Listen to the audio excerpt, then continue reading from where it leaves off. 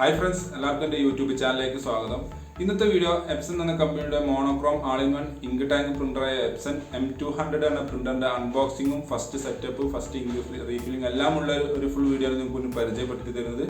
അപ്പോൾ വീഡിയോ കാണുമ്പോൾ എൻ്റെ ചാനൽ ഒന്ന് സബ്സ്ക്രൈബ് ചെയ്യുക, ലൈക്ക് ചെയ്യുക, കമൻറ്റ് ചെയ്യുക. അപ്പോൾ നേരെ വീഡിയോയിലോട്ട് പോകാം.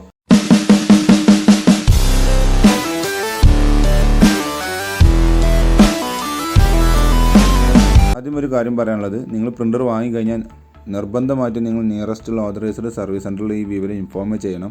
പറ്റുമെങ്കിൽ അവരെ ആളുകൾ വന്നുകൊണ്ട് തന്നെ ഫ്രീ ആയിട്ട് ഇൻസ്റ്റാൾ ചെയ്ത് തരുന്നതാണ്. അപ്പോൾ നിങ്ങൾക്ക് എന്തെങ്കിലും പ്രിൻ്ററിൽ എന്തെങ്കിലും ഡാമേജ് അല്ലെങ്കിൽ എന്തെങ്കിലും ഇഷ്യൂസ് ഉണ്ടാവുകയാണെങ്കിൽ അത് അവർക്ക് മാനേജ് ചെയ്യാൻ കഴിയും. മറ്റേത് ചിലപ്പോൾ നിങ്ങൾക്ക് പ്രിൻ്റർ മാറ്റിത്തരാനും ചാൻസ് വളരെ കുറവായിരിക്കും. പിന്നെ വാറണ്ടി ഇഷ്യൂ ഉണ്ടാവാനും ചാൻസ് ഉണ്ട്. അതുകൊണ്ട് നിങ്ങൾ തീർച്ചയായിട്ടും ഓതറൈസ്ഡ് സർവീസ് സെൻ്ററായിട്ട് നിങ്ങൾ ഇൻഫോം ചെയ്തിരിക്കണം. നിങ്ങൾ പ്രിൻ്റർ വാങ്ങിയതും നിങ്ങളുടെ പ്രിൻ്ററിൻ്റെ ഡീറ്റെയിൽസ് എല്ലാം അവർക്ക് കൈമാറിയിരിക്കണം. അപ്പോൾ പ്രിൻ്ററുള്ള ബോക്സ് ഓപ്പൺ ചെയ്യുകയാണ്.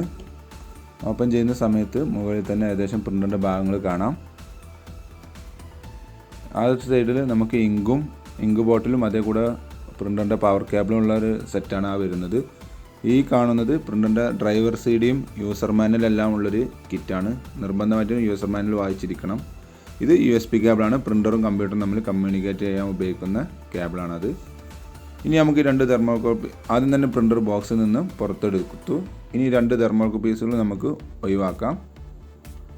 അത് രണ്ടും ഞാൻ ഒഴിവാക്കി. ഇനി കവറ് നമുക്ക് ഒഴിവാക്കാം. ഓക്കെ, ഇത് വീഡിയോ ഞാൻ മുമ്പ് ചെയ്തതാണ്, പക്ഷേ അതിൽ അൺബോക്സിങ് മാത്രമേ ഉള്ളൂ. ഫസ്റ്റ് സെറ്റപ്പ് അതിലില്ല. ഈ വീഡിയോയിൽ ഫുൾ ഫസ്റ്റ് സെറ്റപ്പ് എല്ലാം ഉണ്ട് ഇതിൽ.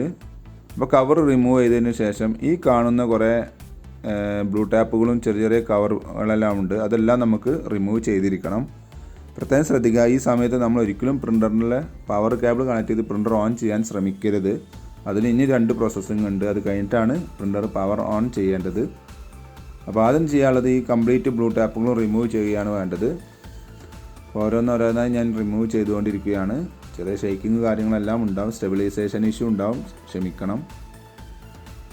ഓക്കെ, അപ്പോൾ തീർച്ചയായിട്ടും നിങ്ങൾ ഓതറൈസ്ഡ് സർവീസ് സെൻറ്ററിൽ ഇൻഫോം ചെയ്തിരിക്കണം നിങ്ങളിങ്ങനെ പ്രിൻ്റർ വാങ്ങിയിട്ടുണ്ട് എന്നുള്ളതും പ്രിൻ്ററിൻ്റെ സീരിയൽ നമ്പറും നിങ്ങളുടെ അഡ്രസ്സും മൊബൈൽ നമ്പർ എല്ലാം അവർക്ക് ഇൻഫോം ചെയ്തിരിക്കണം. അല്ലെങ്കിൽ ടോൾ ഫ്രീ നമ്പർ ഈ ബോക്സിൽ ഉണ്ടാവും, ബോക്സിൻ്റെ സൈഡിലുണ്ടാവും.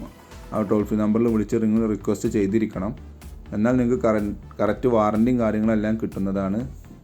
ഓക്കെ, അപ്പോൾ ഏകദേശം നമ്മൾ ആ ബ്ലൂ ടാപ്പുകൾ റിമൂവ് ചെയ്ത് കഴിഞ്ഞിട്ടുണ്ട്. ഇനി ഫ്രണ്ടിൽ കുറച്ച് ഭാഗം പാടെ ഇത് ചെയ്യാനുണ്ട്. ഓക്കെ, അതും പാടെ ചെയ്യാം.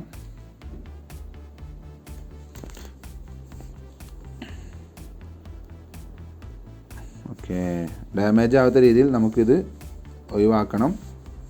ഓക്കെ, അപ്പോൾ ഏകദേശം കംപ്ലീറ്റ് ആയിട്ടുണ്ട്. ഇനി ഇങ്ക് ടാങ്കിൻ്റെ സൈഡിലുള്ള ഇതുണ്ട്, ഈ സ്കാനർ മൊഡ്യൂൾ ഇതേപോലെ ഓപ്പൺ ചെയ്യാൻ കഴിയും 45 ആംഗിളിൽ.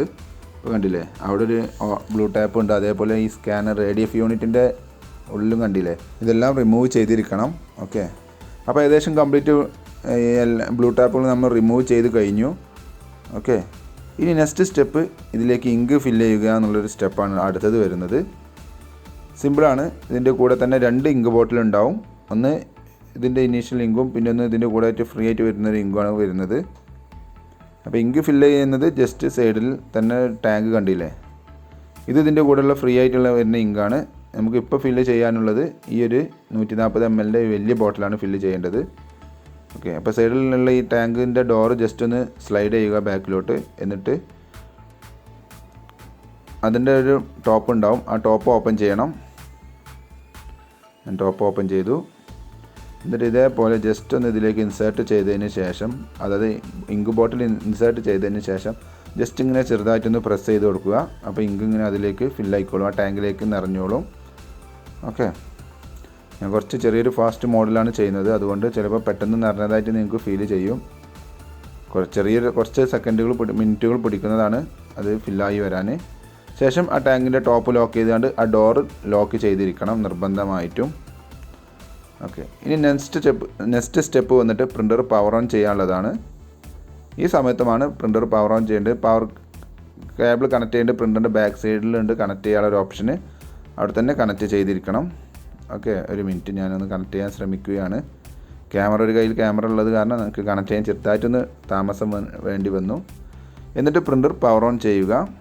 ഓക്കെ, ഈ സമയം USB കേബിൾ കണക്ട് ചെയ്യരുത്, കാരണം ഇതിൻ്റെ ഒരു 11 മിനിറ്റിൻ്റെ ഇൻസ്റ്റാളേഷൻ ഇങ്ക് ചാർജിങ് എന്ന മെത്തേഡ് വരുന്നുണ്ട്. അതുകൊണ്ട് ഒരിക്കലും USB കേബിൾ കണക്ട് ചെയ്യരുത്. പ്രിൻ്റർ ഓൺ ആവുന്നില്ല, വെയിറ്റ്. പവർ കേബിൾ കൊടുത്തിട്ടില്ല, പ്ലഗിൽ കൊടുത്തിട്ടില്ല, ഒന്ന് വെയിറ്റ് ചെയ്യണം.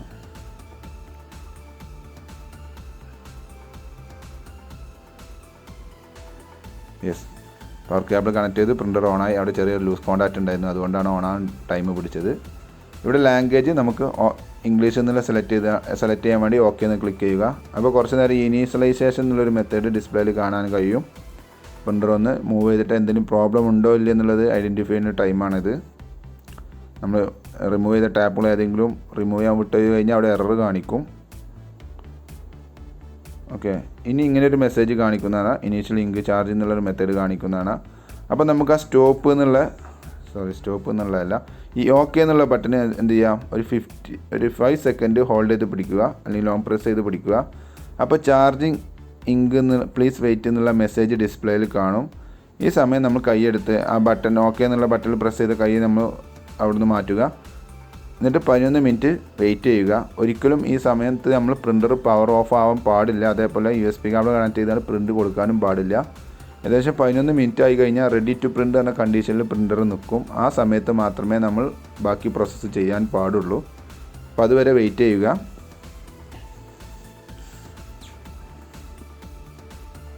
യെസ്, ഇനീഷ്യലൈസേഷൻ കഴിഞ്ഞ് കഴിഞ്ഞാൽ റെഡി ടു പ്രിൻ്റ് എന്നത് ഇങ്ങനെയാണ് പ്രിൻ്ററിൻ്റെ നോർമൽ ഡിസ്പ്ലേ വരുന്നത്.